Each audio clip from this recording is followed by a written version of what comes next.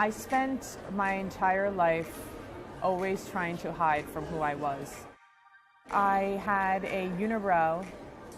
This is the face that I was born with, and for some reason that visual representation that was on my face, like a flag that I could not strip away, was something that really bothered me. I'm a creative collaborator, and so there's no way to define me. I just create off of anything that I'm interested in. So whether that's in the art world, in fashion, in modeling, in farming, in surfing, in fitness, as a mother,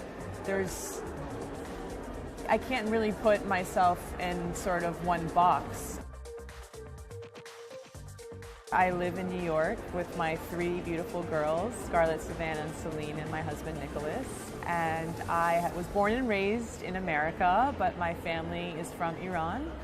And so I always grew up with this duality of my Persian heritage, also mixed in with this American culture as I'm first generation. So I always grew up with this tension of, who do I belong to? Where do I belong to? I always kind of felt different and lonely.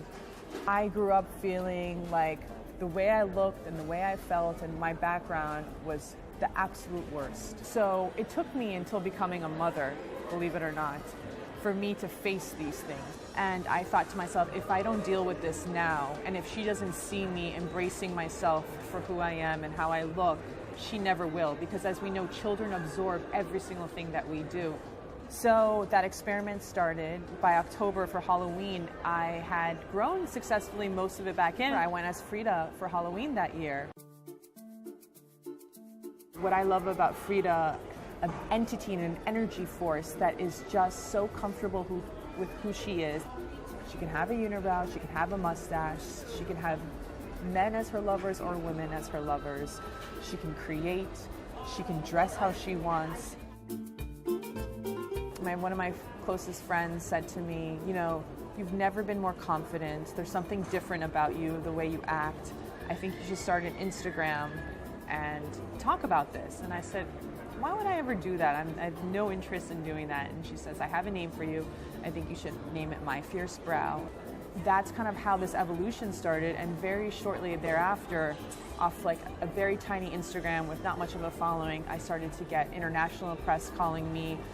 And I just couldn't believe that something that I actually did for myself, for my children, would appeal to so many people. Now it's really opened up many doors for me creatively, because having this face gave a comfort to me to let go a lot of my perfectionism tendencies that I had. Like, I became more comfortable with my weight.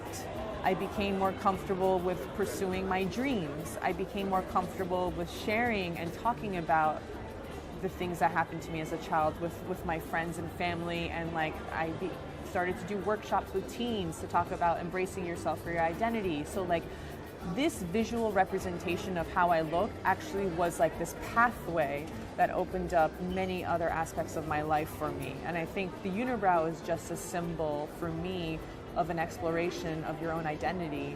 And I think everyone kind of has their own unibrow story. It's just a matter of finding what that is for you.